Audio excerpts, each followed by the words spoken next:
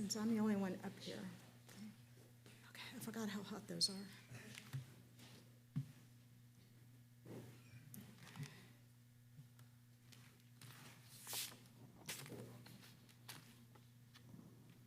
Although most people I know don't believe this about me, I was a reserved and shy kid. I really was. I was comfortable in my close group of friends, but didn't engage much outside of that safe zone.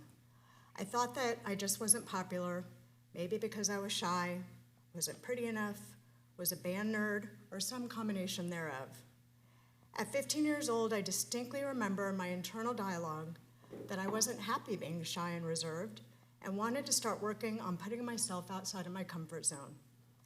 I decided not to accept the concept that I just wasn't popular because the other kids didn't like me for some reason. Little by little, I changed my mindset as I learned that others weren't judging me and didn't necessarily dislike me, and just as importantly, that many others stayed in their safe zones because they were fearful of judgment as well. When I decided to honor the 50th anniversary of my bat mitzvah today, participating in ways that weren't an option then and wouldn't have appealed to me even if they were, I dug into the parsha to learn more about it. Fortunately, Vayigash is an incredible story we all know well, and one that I wouldn't have internalized then the way I can now. The theme that really speaks to me is reframing. How did Joseph get to the point in his life to forgive his brothers for selling him into slavery? On top of that, he was then imprisoned for 13 years in Egypt. Even though it turned out better than could have been imagined, how did he then greet his brothers with this statement in chapter 45, verses 4 through 8? I am your brother Joseph, whom you sold into Egypt. Now, do not be distressed or reproach yourselves because you sold me hither.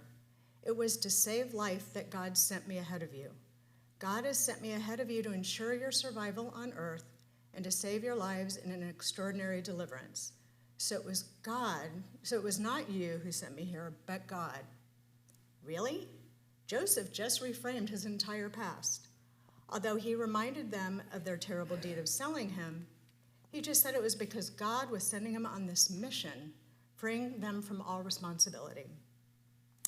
6 years later, after Jacob has died, it says in chapter 50, verses 19 through 21, have no fear. Am I a substitute for God? Besides, although you intended me harm, God intended it for good, so to bring about the present result, the survival of many people. So fear not, I will sustain you and your children. According to Rabbi Jonathan Sachs, it seems he no longer saw himself as a man wronged by his brothers. He had come to see himself as a man charged with a life-saving mission by God. Everything that had happened to him was necessary so that he could achieve his purpose in life, to save an entire region from starvation during a famine and to provide a safe haven for his family. Wow. Don't you think he would still hold negative feelings about how his brothers treated him? Maybe have some feelings of being the victim, maybe even wanting a little revenge on his brothers, even if just pushing them to feel some guilt? According to the Torah, he does not. This really spoke to me as someone who, just like everyone else, has gone through difficult times.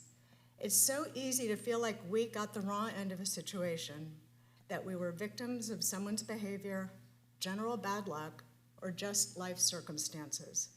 It can be difficult to put that in a frame of mind that isn't negative, with feelings that hold us back from happiness and joy.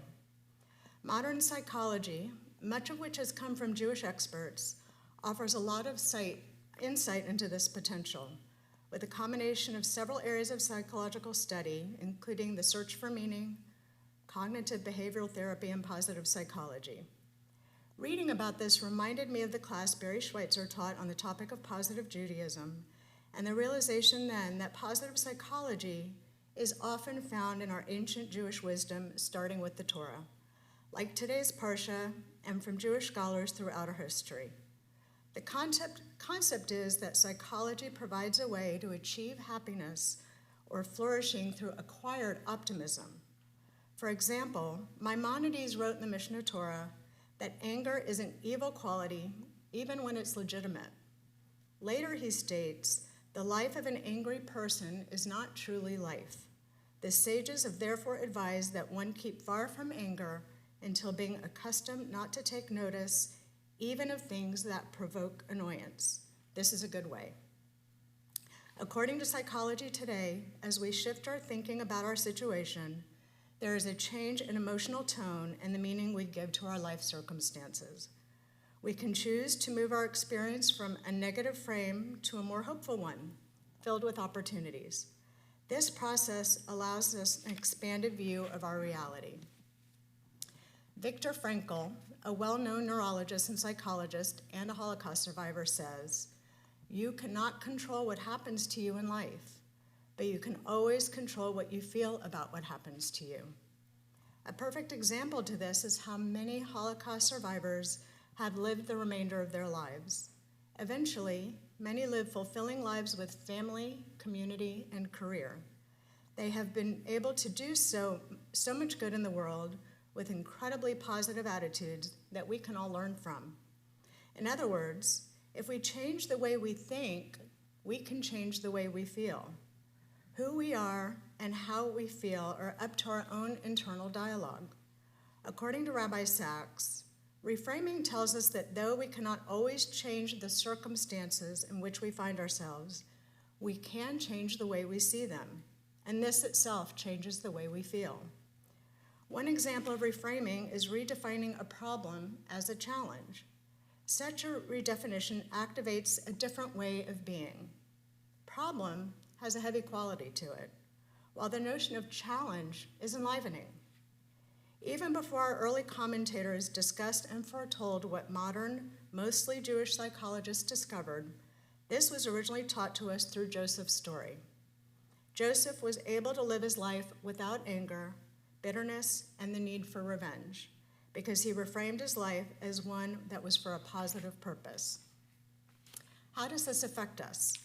I have to say, being shy and reserved was not my biggest difficulty in relation to other times in my life and those of many others. However, the experience of learning that I could reframe what I was feeling to something that wasn't a reflection of living in fear of what people thought of me or my ingrained personality allowed me to create more relationships, enjoying my life by meeting so many interesting people. My career in customer relations and sales would have never been successful with my previous mindset. However, the most important benefit was that when other difficulties came along, and they did, I had the experience of finding my way to eventually reframe those situations. I could learn and grow from them and then leave the negative behind. I wouldn't have become who I am now without these experiences. My choice was to live my life in a way that makes me happy and fulfilled, in a way that makes me strong. I have used a certain saying for much of my adult years. By a certain age, we all have baggage. The question is, how do we choose to pack it? And that's up to us. Reframing gives us the opportunity to pack it in a way that gives us a better and healthier quality of life. Shabbat shalom. Shabbat shalom. I want to take just a minute for a couple thank yous while I'm up here. First, to Cliff for supporting this idea and to celebrate with me by learning to read Torah. It was a bit intimidating for a while. We both thought so.